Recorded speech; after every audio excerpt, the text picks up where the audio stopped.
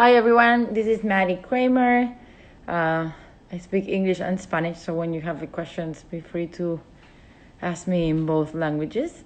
I'm based in New York, so hey, Carmen here, go for it. Awesome. Well, I'm in New York. It's here. It's 2 p.m. You guys, you imagine there it's 8 p.m. So you're having a little bit of wine, enjoying some cheese. So yeah, a little bit about myself. I'm a associate creative director. I've been in the industry for 12 years or so. I was recently at an agency called Anomaly, where I was leading accounts for Diageo, mostly alcohol, Don Julio and Buchanan's. And because of all this coronavirus, I got laid off a couple of weeks ago, but I'm actually enjoying my time off. Time off because I'm working anyway, but I'm working on a site I started 2 years ago called Invisible Creatives, which it represents the female creatives in the industry. There is such a huge gap on creative roles in the industry that I thought that there was it would be great to showcase all of these different female creatives in the industry and give them a spotlight in order to get better exposition through the right people and get promoted and get invited to talks as well as judging opportunities. So the idea is to highlight all these different creatives, female creatives who tend to be a little bit more invisible than men. So I started that 2 years ago, and since the quarantine started, I also started a new thing with Invisible Creatives called Mentor at Home, which we do every Thursday at 1 p.m. In New York City, New York time, and we gather 10 people, 5 mentors, 5 mentees, and together we split them, and each mentee talks to a different mentor for 20 minutes. This is our week 5, and it's been really, really cool to see all the reactions of the people. And I'm waiting for Andrea. If you're in the chat, let me know, because I don't know what's your handle. And so yeah, so a little bit of before I was in Anomaly, like in my agency side, so I feel like I have 2 lives. One is the agency life, and then my side project life, which I have a lot side projects. Mostly are more female focused and trying to like gender equality. But in my agency life before Anomaly, I was part of Sachi and Sachi. Oh, there we go. It's here. Where sorry guys. Here we go. Where I was part of Sachi and Sachi, where I worked in this really cool spot called the Tide Ad. Maybe some of you know it. And that was a really amazing experience. Yeah, and before that, I was in Kansas City. Hola! Hola! Nice to meet you. Nice to meet you too. And so I was telling about a little bit of my story, but Andrea has some questions for me, so we can kick them off and we go from here. Okay. Well, I can ask you some questions to start, and then I'm going to ask the questions that everyone writes in the chat. So, sounds great. So first, if you could tell us how Invisible Creatives start this initiative. Yeah, sure. So I started 2 years ago. This was right after I worked in this campaign called the Tide at Work, which I did in 2018.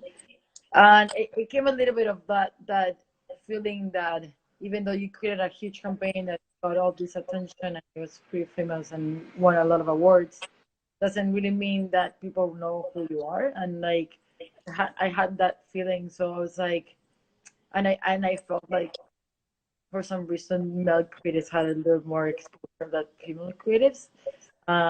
Like not a lot of people know there were 2 female creatives in the team, so it's like, what can we do that actually shows that there's all this amazing talent in the industry that needs to get like a spotlight, you know, that they're doing this amazing work. It's all about the work, and like you mostly hear this like silly thing that it's like, I don't hire any female critics because no one. So we just, by creating a database with every female creative in the world, you just kind of disregard that comment, because they're like, here they are. There's so many with amazing talent, with amazing work. So that started, yeah, 2 years ago, and we've been growing exponentially as much as we can in the last 2 years. I think last week we had 1,200 books worldwide. Yeah, it's been a fun ride. Trying to juggle with the job and that, and then I lost my job a couple of weeks ago, so now I'm like 100% working in visual creatives, which is awesome. I kind of love it. Yeah, that's cool. And I also know that you have another initiative related to this to the gender issue, which is the woman's card, and I love it. By the way, I love all the women that are there and the illustrations. And if you could tell us a little bit about that too. Yeah, sure. So this project I created in 2016. It was mostly made out of rage, to be honest. I was living in Kansas City at the time, which is mostly how we call it here in the States, red state, which is like a very Republican state, and like it was the middle of an election, and the current president of the United States, which I'm not a big fan of, was competing to get the election between him and Hillary Clinton. A lot of us are familiar with that. And then he commented that Hillary Clinton had something called the woman card in order to get more votes. So I was like, oh, that's really interesting. What does it mean to be what's the woman card? Like, can we define that? And the woman card is literally showcasing all these different ways to change society for all of us. You know, we wouldn't be here in these jobs we have and the roles we have today with all these women before us that they're doing the job for us. You know, so I was like, really finding woman card. It's like all these women are queens. All these, they're like our role models in a sense. So I put it together. I just had the glimpse of the idea, and what was really amazing was that I kind of like created like a snowball effect, and I end up like making people believe in this idea. And at the end, there were like 60 something illustrators from all over the world that created the illustrations for each of the different cards. Like a friend helped me create the logo, so it was more like a collaboration of us, you know, a group of creatives coming together to believe in this project.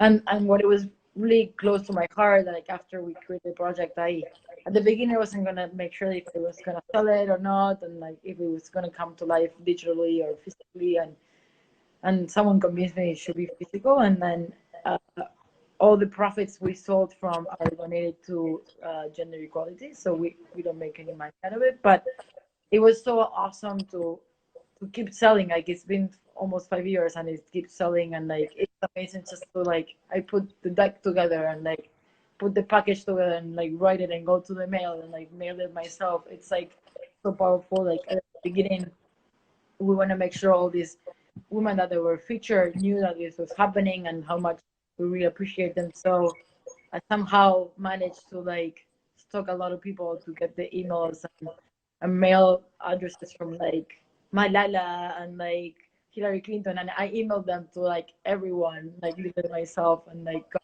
answers from them. So it's like a really powerful project. We are, it's not secret, I'm telling you, but it's like there's something new coming out in a couple months, and we're really excited. It's like a new iteration of the woman card that we're working with a group of friends, which I think is going to be pretty awesome. It's a new take on the woman card, which is pretty cool. So be there. That's great. Can't wait to see it. I also wanted to ask you, even though the advertising industry has evolved a lot, because a few years ago it was something that it was more of a men thing, like many things, and now of course you have like one of the purpose of the invisible creatives is that to show that there are women there. But do you think that being a woman still affects to get into the industry? I think, well, based in statistics, to be honest, like I think getting to the industry, there is a little bit more equality in lower roles than there is in upper roles, and I think there is many factors that makes that difference. One is definitely like uh, we. I think I talk about for myself, but like from the people I know and all the creatives I know that have been here, like female creatives that have been here for a while, I think we just get tired of trying to get to the top and we just decide to make our own thing.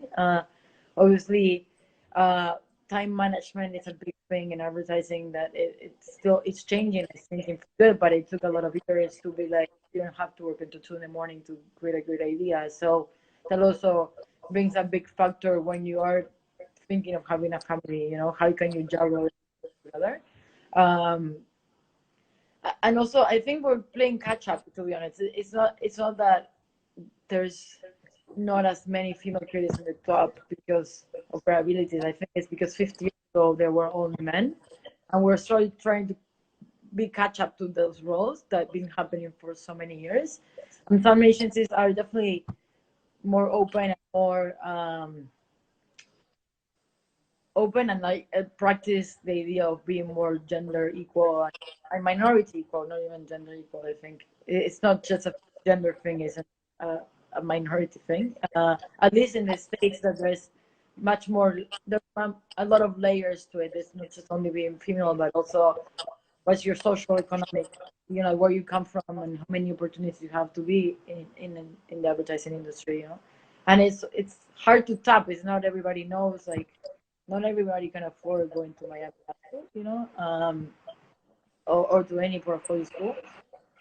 There's some lucky people like us that did go or went to Miami High School to have the opportunity. And our school is all about connections, and the industry is about connections, you know. So I think you also talk about those opportunities through that. And what really happens, it's all about what I understand from things I learned and read over the years. It takes a lot longer to get promoted because you end up hiring the same people, you know, and that means people you feel comfortable with because they have the same personality and they have something in common with you, instead of hiring someone that is totally opposite from you. So, and I think that doesn't even happen just to men. I think it happens generally. Like you're more tend to hire someone that has the same ideal goals or the same values that you do than someone that don't, you know. Like I'd be like, oh, even like if I'm a liberal Democrat, it would be easier to hire that than someone that is the opposite, you know, because I will feel more uncomfortable. But that make you uncomfortable is when you bring the best ideas to the table. It's like it's having a different point of view. So I think that it's a mix of things. It's definitely better. It's how we teach the people in the top to be less afraid of hiring someone that looks different. Mm-hmm. Yeah. Okay. And do you think that it's important to give a gender perspective or a gender approach to the campaigns in order to also change how the society thinks? For example, in one of your campaigns, the Olay one, you are completely trying to change what age is for women, and because it's for the, well, if you could explain a little bit the campaign and how do So you think it's important? it came from the like what the product really means. I think you have to go from the beginning, like what's this product stand for and how can we make something, right? Like not everything needs a point of view from a woman's perspective. I think you have a point of view regardless because you buy things and way that men do, like, and that gives you a different point of view. Like the bigger, and it gets a little bit more of the campaign, but like the biggest buying power in every country almost, it comes from the woman. Like we are the ones who buy products most of the time in the house. So just for that fact makes you part of the decision making of the house. So the Olay campaign came a little bit about the client wanted to really find what their tagline really meant, right? So we're like, well, like you've been here forever. It's a brand that it's been used from like grandmothers, they've been here for years, right? So 50 years or so. So it's like, how do you teach the younger generation? How you do a message that it's closer to them? And to be honest, I think creative wise, I was the only female creator in the team, which was really amazing because that means that you don't need like you it's awesome that a man can think like that too, like being part of a brief that you're like, oh, that's something that it's like, no, I think it's the opposite. Equality comes when you expose people to the brands that they're used to using or selling, right? So it was really cool to be like, you needed a female perspective in the team, definitely, but the idea of working with a diverse team with different countries with different perspectives, were like, oh, my mom used to use it, or like, like, or my wife thinks this of this, like whatever it is. Or so I think it was really cool, and the the campaign, in a sense, we found this insight that we thought that was really powerful, that it was like, whatever you think is a compliment is actually an insult, right? The insult of being like, oh, you're so beautiful for your age, or you're so smart for your age. And it's like, why? Like, I don't think I'm smarter because of the age I have. I'm smart at that period, right? So we saw that compliment wasn't really a compliment, and it really resonated with the client and where they wanted to take the brand. They didn't really emphasize after that on that message, but I think we did it because we felt that way, and it's not just a female thing, like I think it happens to men as well. I think they just don't get as offended as much, or they're not, most of the time men also, they're like, there's this misconception that men grow to be more beautiful than women, so it's like we're playing with that thing. It's like how stupid it is that someone can tell you that you're beautiful for your age. So that's how it came around. Mm-hmm. So you think that advertising can have can be an agent of social change, for example, those kind of things that in fact turns to advertising. When you think of a girl, you relate it to the pink, and when you think of a boy, you relate it to the blue. And do you think that advertising can eventually get to change that? Oh yeah, I think advertising started it, and we have the responsibility to change it. Definitely I think that it's a marketing decision why there's blue and pink in closets today. It's not a company decision. It's like we created that, and we need to rethink why we did that, and change it for the better. I think there's processes, and there's we don't have to do it for the sake of doing it. I think advertising has the power to change people's minds 100%, and we saw it in so many campaigns, like a girl, right? Like the campaign always, like, if people use that language and change it into something positive. But also we have to be aware that change takes time. It's not something that happens overnight. And it's not going to be one campaign that changes, and there's something more profound than changing the color. I think it's also something you have to reteach each other's brain, like rewire our brains in order to understand how it works. It's like the whole language thing. I imagine it happens a lot in Spain. Like, how open are we to be like, oh, we're changing the language to be more neutral? Some people are like, yeah, I'm embracing it right away, and some others are like, I don't really feel there's a reason why the language is like this way. And so it's like how you little by little make change in a way that is not like criticizing the other one. It's not like they're doing it wrong. I think it's more of like you can you can rewire their brain how think about it, right? Instead of be like, oh, it's wrong, I'm right. You know, like, I don't know. It's hard though, but Yeah. And changing a little bit of topic, and due to that we are right now in this coronavirus situation, could you tell us a little bit what do you think about how the coronavirus is going to affect the industry? it's a well, I don't know how it's in Spain right now, but I can tell you in the States it's really hard. Mostly agencies laying off people, and like it's a all these brands, you know, that they have. I don't know. I think this is more a personal thing, but it's like all of these brands that have so much leverage and power before. I don't think things are shifting, right? Like our perspectives are shifting, right? It's like what we talk about this with our friends all the time. It's like, would you tomorrow spend $400 that you used to in a Michelin star restaurant when you are learning to cook? You know, so that itself makes the industry change, right? So because our behaviors are, we are not buying as much because, sorry, I don't even think that is because of money, but more of a behavior change that we feel that it's like, wow, you used to spend all that money. Like, do we really need to have? Do we really need to get exposed to that now? You know, and I think that makes the industry change because our behaviors are changing as well. And well, in fact, that we are, of course, the Miami Art School, almost that most of the people that are here right now are students. What do you think, or how do you think that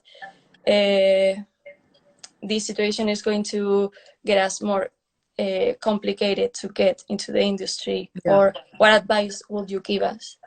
Okay, so I graduated in 2008, not from Miami Art School, but from college, which is the university before going to Miami Art School. And that was the biggest economic crisis the States been since the Great Depression.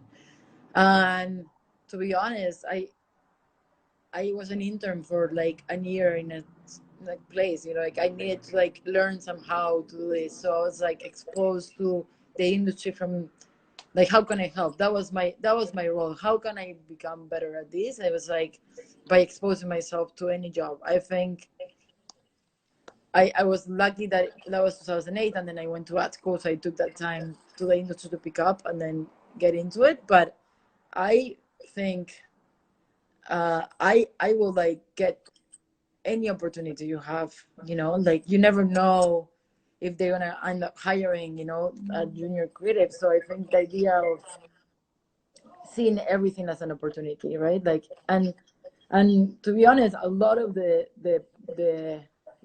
biggest 500 like companies today are companies that were created in 2008. Where my husband is making fun of me, so nothing. So you have to like use your creativity to like, what can you do with something that you're learning? Like I actually think ignorance is bliss. The less you know, the better you can actually accomplish something. The more you have in your brain, the more things you think that it's not going to work, or the things you know that it's like, oh my god, no, things should be this way or this way. Like we have so much information when you're like in a role for so many years, that when you are a junior, like what's the worst that can happen? That doesn't work, you just go to do the next thing. It's like, and in the sense of ignorance is bliss, it's like you will make things without as much fear as other people that have the experience, because you have no experience. So what's the worst, you know, that can happen? So I think from me graduating in 2008, I think I exposed myself to learn from the people that can give me the opportunity, and look for the little things, you know, how can you create stuff that you're excited to work on. Like maybe this is the time to work in that project you're like left behind. And I know it's hard because it's hard to concentrate now, but like I think it's like little by little, when this becomes the new normal, you're gonna start working on those stuff, and that make you like get the job that you really wanted, you know, like and then like work towards your book for things that you really want, you know, like don't just like try to get to an agency to have the experience, but then work on that book in order to find the agency you think you want to be part of, because not every agency is the same and not all the work is the same. So I also will go reach out to the people you want to work for, you know, like you never know, maybe they have that role open, or maybe they're like, you know what, I don't have a junior creative role, but I have a social content role, do you want to have it? And you're like, sure, I want to learn, like, but the idea of working with X, it's amazing because it's the person you want to work for and learn from. So that's my advice. It's like, just follow who you want to work for and try to reach out, and yeah, reach out as much as you can. I am a big believer that if you open the door, most of the time the door opens back to you. And that's how I actually did my career. Like I end up in Saatchi working in Thai because I met the CCO 4 years before, and I was like, oh, I love the work you do, and blah blah blah. And 4 years later, he hired me. So you never know. Yeah. So now that you are talking about your career, if you could tell us a little bit how has been the different agencies that you have been since you go up from the yeah. So I finished Miami Art School in 2011, and I thought I was gonna get a job in New York. I thought it was so cool, and I didn't. So I went back home, which is Miami, where I went to Miami Art School, Miami, and I did the 3 internships that you get to do, 4 internships, and my first one was in Stockholm and Saatchi, and then I came to New York to FCV in New York, and then from there I went to finish my portfolio at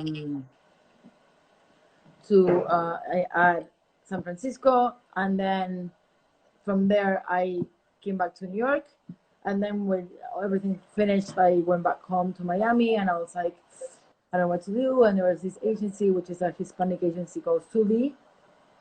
I wasn't really excited about Hispanic. I was like, oh, Hispanic. But I ended up taking that job as a freelancer because that's what they offer me. And I learned a lot. I was there for a couple months. And then I was like, you know what? I really want to try the West Coast. So I went, and I went to a portfolio review without knowing anyone in LA, and I found a freelance opportunity to go to LA to work at Saatchi LA. So I was there for a couple months, and I didn't really like LA. So I went back home, and I was like, I don't know what I'm gonna do. There's no agencies in Miami. Back then there was no David, no Gat. Things were not as fancy as now. But there was Crispin CPV was there at the time, and after a year of working, I decided to go back to be an intern. So I became an intern again at Crispin, where I was there for a couple months. I never worked as hard as I did in those 4 months. I barely slept in my house. I was working so many hours that I had enough money to actually have my own apartment, which I was never at. And then from there, I got a call to be part of this agency, which is the Hispanic agency for Saatchi called Conil. And funny enough, my first brief ever was for a Tide commercial in Spanish for the Hispanic market in the States. And 5 years later, I won a Grand Prix with a Tide commercial at the Super Bowl. And I never thought in my life I was going to have that opportunity of going full circle. So, but when I was at Conil, I was there for a year and a half, and I was really curious about learning something new. So I ended up coming to New York to do this summer camp for adults for technology called ITP in NYU, and I was like, I'm gonna find a job in New York. I just got my first shortlist at Cannes. I was like, I'm so cool, everyone is gonna hire me. Well, that wasn't true. So I ended up getting an opportunity to go back to LA, which I didn't want to, but I was like, you know, no one is hiring. I think I went to like 50 or 60 interviews in 6 months. It was a lot of work and really tough, but I found this freelance job in an agency called In Ocean, which is they have Hyundai, which one of the car brands. And I was there for a little bit. And then this agency I used to be in Miami had an office in LA, and they rehired me. And when they rehired me, I was in charge of the social media part of it, which was kind of new at the time. And I worked with a really cool group of people, and I was exposed to the clients, and I got the chance to work with a coworker there in Young Lions brief, and I won. And I went to Cannes in 2014 as a young lion. Lost at Cannes, but it was awesome. I got to go after that experience of looking for jobs everywhere. And in 2015, I moved to Austin, where I moved to this agency called Animó, which was another Hispanic agency. Funny enough, was where I met my husband. And I went to Cannes again because I was part of the Seed Beat program, so I wanted to be part of that. So I went to Cannes 2 years in a row, which was really awesome. And that opened the doors to where I am today, because Invisible Creatives comes from that experience, you know, and the people I met. And my partner in Invisible Creatives is the founder of See It Beat. So that was pretty amazing. And then from there, to be honest, I lost my job. They lost an account, and I needed to lay off a lot of people, and I lost my job, and I ended up going to Kansas City, which is in the middle of the country. And I worked with this agency called VML YNR, which was before VML YNR was an agency. It was just called VML. And I was there for a year. And then I came to New York, where I was at Saatchi. I worked on the Tide and the other stuff. And then I went to Anomaly, and now here we are. That was my long story short of my 11 years. Not bad. And can you tell us what it's like to have such a famous campaign, like the one that, of course, won the Grand Prix? Well, first of all, like, what I think it's important to say, it was a big team that brought it together, and it was a big team because the idea came to life in November, and we produced it in January, and it was out on the first week of February. So you needed a big team to make it happen. It wasn't. We had to check the egos out of the door. There was no egos in the rooms, and we needed to make sure that we all had the same goal, which was making a great ad. There was no, I want to win awards.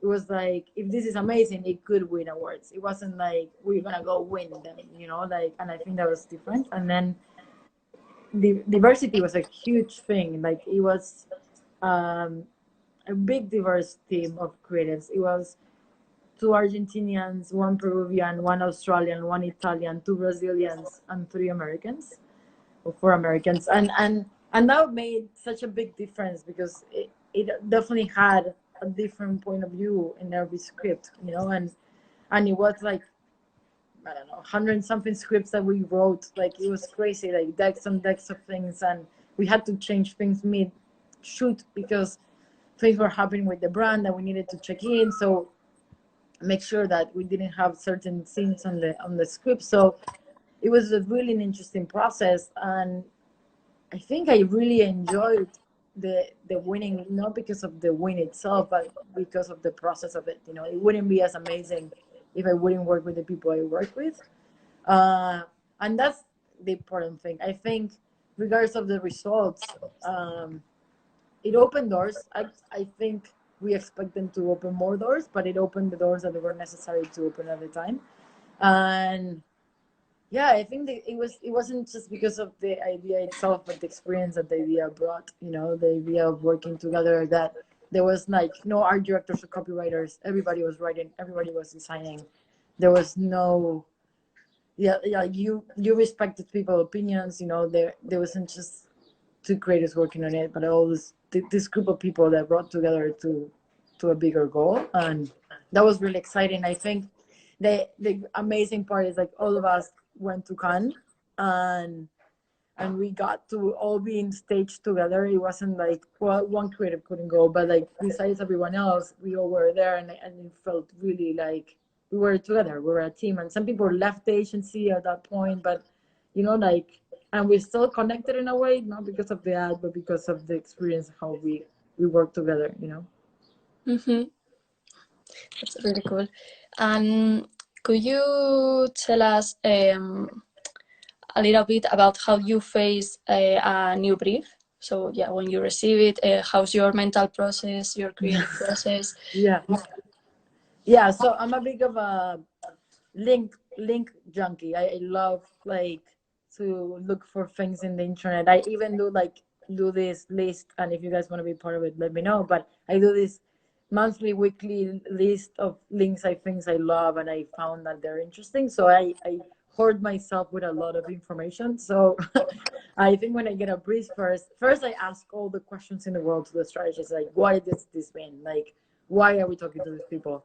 Is this the right insight? Why is this insight? How you got to this? Like I try to answer as many questions as I can, because I want to make sure that makes sense. Why are you saying this? Like I want to make sure that I can create based on what you're saying. And a lot of times in my experience, you end up working together with a planner, or like you retrofit the brief to make sense to what you're selling. And then I tend to go to a one-on-one with myself and the laptop, and the internet and Google, and like look for the things that I think that has a great insight. Like look for facts, look for things that they're meaningful. What's the insight? Like always looking for that thing that justifies your idea, right? Like I always say, Tyra was like, the brief was like, literally, it was doing better than last year, because they had a huge, amazing campaign that won a lot of awards. And I was like, how are we gonna do this? Like, you win like 13 lions. Like, there's no way, or 14 lions. And it was there on the brief all along. #1 detergent sold in America. That means everyone had clean clothes, washed it with Tide. So, but it took us so long to see that fact. That was a fact, that was the insight. The fact was the insight. Like, so it's like finding those things that they're so peculiar, right? So I tend to go in a rampage of like the internet and try to find what's that inside, what's that fact that makes it different. And then from there, depending like who's my teammate, most of the time we work together and sit down and say, hey, I found all of this, what do you think? I'm a little bit more tactical sometimes, so I tend to like write my tactics a little bit like in visual careers. It's a little bit of a tactic, right? It's like, oh, what if we do a website that, so, and someone that complements you most of the time can bring your tactic to something a little more conceptual. And that's like the best, when you have someone that can help you manage that both sides of the coin. So yeah, that's a little bit. And then over the years, I learned, even an art director by trade, the only way to survive as an art director is to learn to write, because you someday are going to become a creative director, and you need to understand how to write the script if someone else is not doing it. I'm not saying I'm amazing at it, but I had to learn to write my own scripts in order to make my ideas happen, or in order to be like, oh, the writer has this idea, but I have another point of view how to write that script. So sometimes I end up going like writing my own script of the same idea, so we together can merge them and make a better script. So that's something I also learned over the years. The more rounded you are, the better you are, because a copywriter can always find a designer to help them design their idea, but an art director without knowing how to write, it's going to be more complicated, to be honest. So I learned over the years that you have to learn how to write your ideas, not only the scripts, but like how you like sell your idea at the end of the day, right? It's like you need to do it. I always say, like, I taught a class here in Miami High School. It was like, I don't care if you're an art director, you need to write it. You need to write scripts. You need to write taglines. Like it's part of the job. Yeah, so you think the roles of art director and copywriter are no longer that separate, so they are mixing more with the years? Yeah, I think you at the beginning they're a little bit more separate, and the more you grow in the industry, the less you actually depend on someone else. It's not as common to see a creative director that has a partner, so you have to learn both. Like I think the role of creative director is, you have, if your team is not scoring the goal, you have to be the one that scores the goal. So if you don't know how to score, you're screwed because you need to sell the idea, right? So it's like the more you grow in the industry, the more need you have to score yourself, right? Like you need to be like, oh, they cannot be, like they cannot solve it. There's a meeting in an hour. I need to write the script to make it work. So you have to learn that those traits regardless. And again, I think in a way, because designing is so tactical, that you as a creative director will always find a designer, like a junior designer that can do it, but like a really great copywriter. I think there's great junior copywriters, don't get me wrong, but I think you get to be more precise with words the more you are in the industry, and the more you understand your clients and things like that, that they're like something you think they're gonna buy. So yeah, and I actually am a true believer that you should have a mix of people, right? They shouldn't be just copywriter directors. I love when you have a developer on your team, or someone that knows how to make interactive things. Like you are much more immersed in things that they're different. I wish we had an agency that have architects and doctors and physicians, like whatever, like like you have more point of view, like when you have more people, more diverse backgrounds. Mm-hmm. Okay. Well, now maybe people want to ask some things, but meanwhile, could you tell us what are your like sources of inspiration? For example, some people have like the cinema or books or. Yeah, I definitely think it's a mix. I was saying like the whole link thing. I have my thing called Feedly, which is like an RSS reader. I most of the time go and like have all these things organized, and I click them and like see them every day. So I have certain sites I really like that I get inspired. Uh, I definitely get to watch a lot of great movies. Like my husband loves the cinema, so he got me into it, and he's a big like comic nerd, so I also got into that, and which is kind of cool, and I really like it. And I tend to read a lot too. I try to read like, I would say like 4 to 5 books a year, which is not that much, but I wish I had more time. There's a question here. How do you know or feel that an idea is a good one? Any tricks? Yeah, I think it's all about intuition. You know it. You know it in your heart. And that's something I praise too, because I like all my side projects. Those are intuition ideas. There's no creative director telling me that if it's good or not. I just when I have it so many, like if it's around my head for a lot of days or months, I just if I always come back to that one, I know it's a good idea. Uh, Even sometimes you know it's a good idea and you present it to creative director and they think, I don't know, it's not good for the brief or whatever. And months later you see it done and you're like, I knew it was good.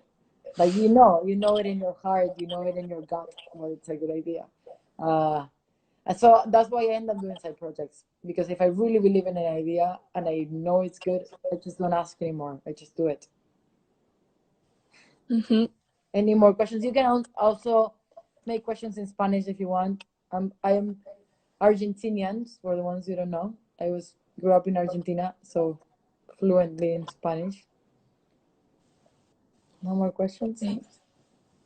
Mm-hmm.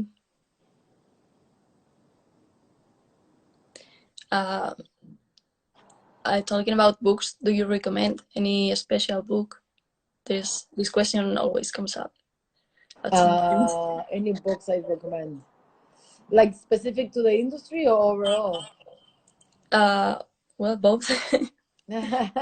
Okay. I was actually, when do I recommend? I just read a book that was kind of interesting about like, that someone recommended to me is, uh, the, what's it called? Something about, the shoulds and the must. And it's about like the career that you should do and the must of the career that you want to pick. That was kind of cool. I can look for the name and send it to you guys. And then, what else I recommend? I really love the Creativity Inc., which is an amazing book about how they started Pixar. I love that. Yeah. You have it? Yeah. Yeah. It's amazing. And then I don't know. There's so many, but like I just read this book that was really cool. That was fiction. That it's like the amazing adventures of Cavalier and Clay. That was really good. There's another question here. If you worked so hard to get women recognized in the career, is there any woman who inspired you? Yeah, definitely. There's too many. Well, I think from Spain, I will say Monica. She knows I'm a big fan of her. I always tell her this. Monica Moro. She's like incredibly amazing. And I think, well, I think that not in like in the industry, I was like Monica, Colleen Corsi from Wyden. And then overall, there's all these different women that inspire me. I would say like Gloria Steinem and like Ruth Ruth Ginsburg, like the here in the States. All these women who play a big role in women's decisions and you know, it's possible to be. Yeah, sure. No, me puedes mandar tu portafolio. Sí, mi email es Maddy, M-A-D-D-Y o M-D-D-Y, arroba, at invisiblecreatives.co. So send me an email there and I'll be happy to judge your book. So, any more Escribo acá, questions? ¿vale? Para que lo tengan. Maddy.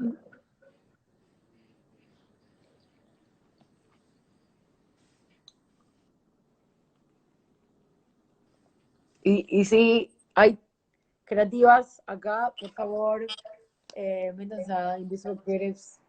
Nos encantaría ayudarlas de cualquier manera, like any way you want. Like if you're part of the site, now we're adding, if you are looking for a job, we're adding a little like ribbon on your page that says that you're looking for a job. So we're trying to help as much as we can. And if you want to be part of the mentorship program on the site itself, you can be registered there. ¿Qué recomendarías a un joven filmmaker, fotógrafo que busca apostar por el mundo de la publicidad? Okay, so I can respond in Spanish. Depende qué rol estés buscando adentro. Creo que si estás buscando ser director o fotógrafo adentro de la publicidad, me pondría en contacto con esa parte de la industria, ¿no? Y hablaría con los directores que te gustan y de vuelta que mostrarles tu reel, mostrarles lo que estás creando y que te den feedback y con eso poder mejorar lo que estás haciendo y poco a poco esa misma gente es la gente que te va a terminar consiguiendo los trabajos. Any more questions?